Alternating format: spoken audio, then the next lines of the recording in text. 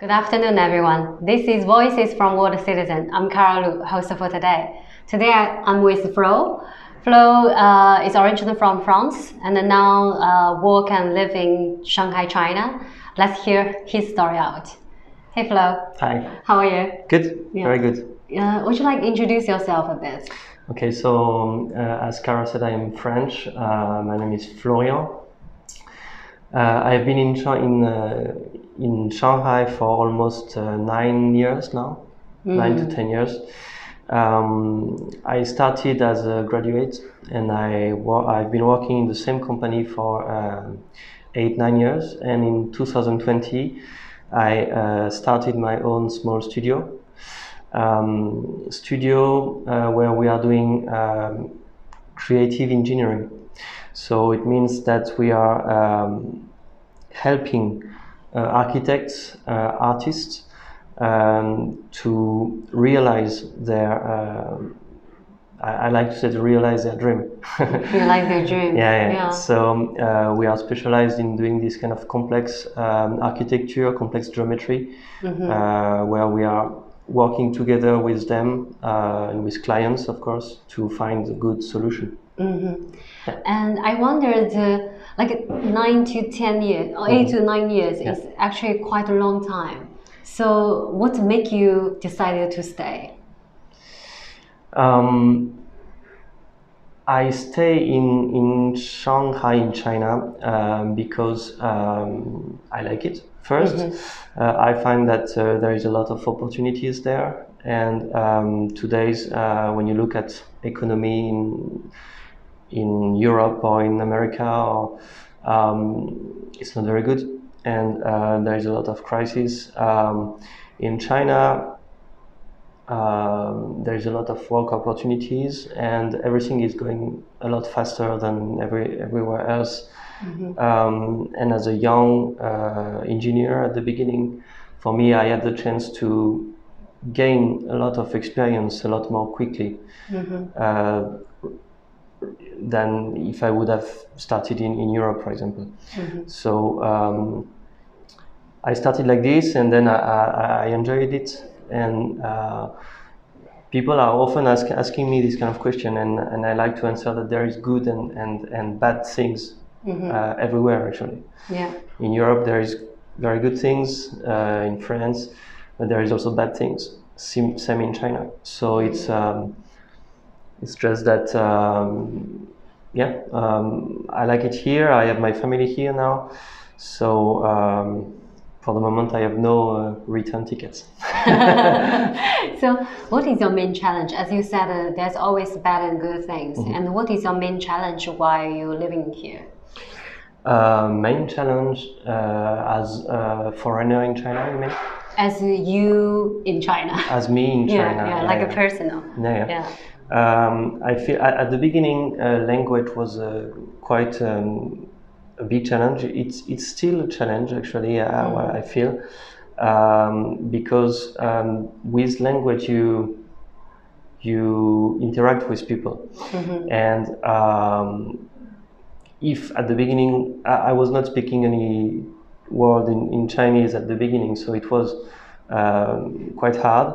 But I made quite a lot of efforts at the beginning and to learn to speak.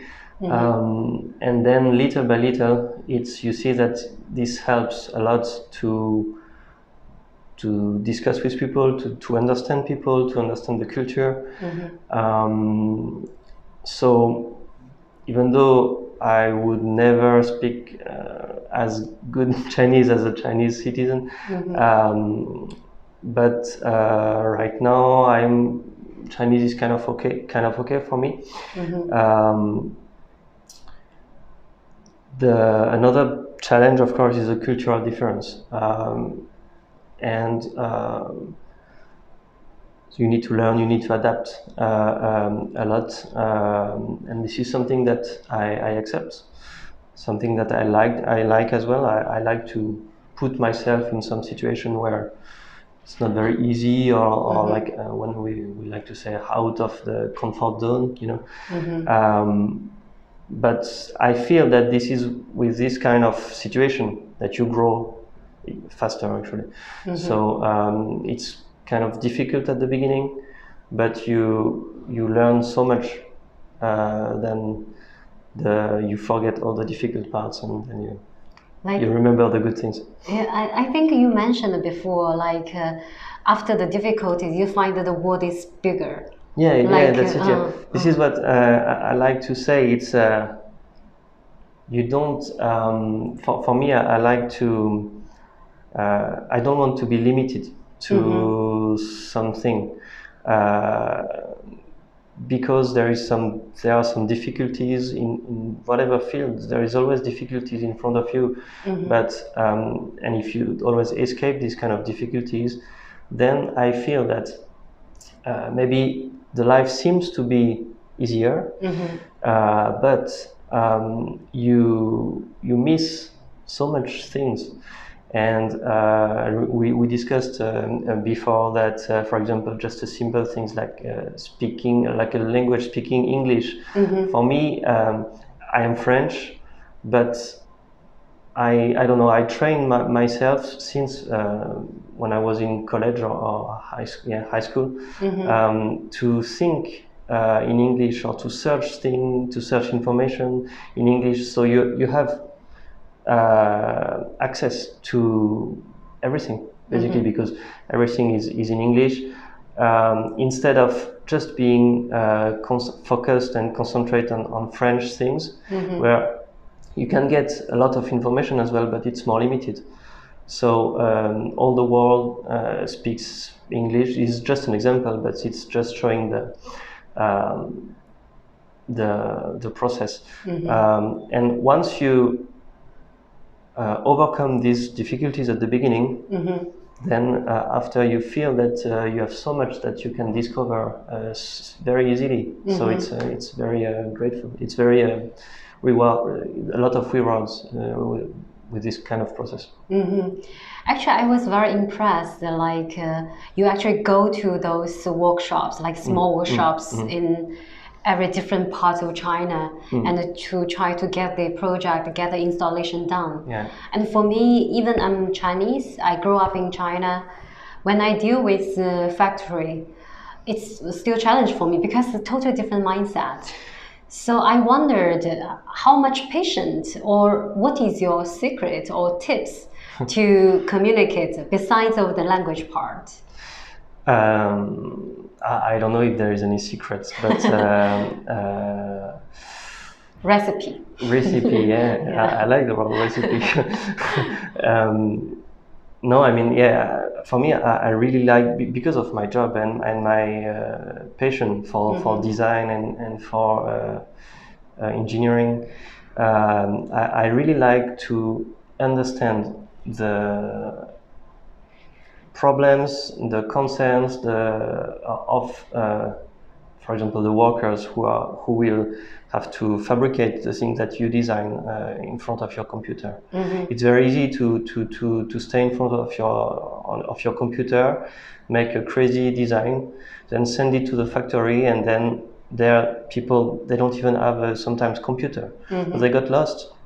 So it's very good to go there and discuss with people. So of course there is some language barrier. They don't speak any English. They even often don't speak well Pudonghua. I mean Mandarin. But I don't know. I feel that it's maybe because of my technical background. I don't know. I feel kind of easy to. We understand each other, and when they see me, especially maybe because as a foreigner, they see a foreigner who is kind of into the details and into their things. They see someone who is excited and passionate about their things, what they do. So they're super happy to show and to explain and to tell you their secrets. So for me, I love that, because with these kind of things you gain experience very quickly, and then you learn from those I don't like to call them workers. I like to call them masters. You know, those guys, they have like 20 years, 30 years experience in their field. They are the best in the world. So, yeah, I really enjoy to go there and share this kind of experience with people. You know what I've heard besides your words is more like you actually share passion together. Yeah. Like you both want to work things out and in the same direction. Yeah. Meanwhile, you both show the respect to each other. You show the respect for their experience. They show the respect for your, genius design, I guess. This is for me the maybe the most important. Maybe you said it. I mean, it's not me. So you need to show the respect to the people.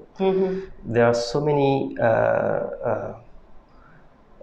I saw so many foreigners in China coming and.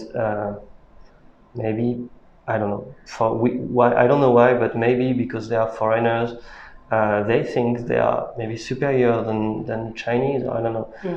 Of course, it's totally the wrong mindset, I mean, to have. And you need to, you show respect. They have a lot of more experience than you. So they are a lot better than you, and maybe you are better than them in a certain field.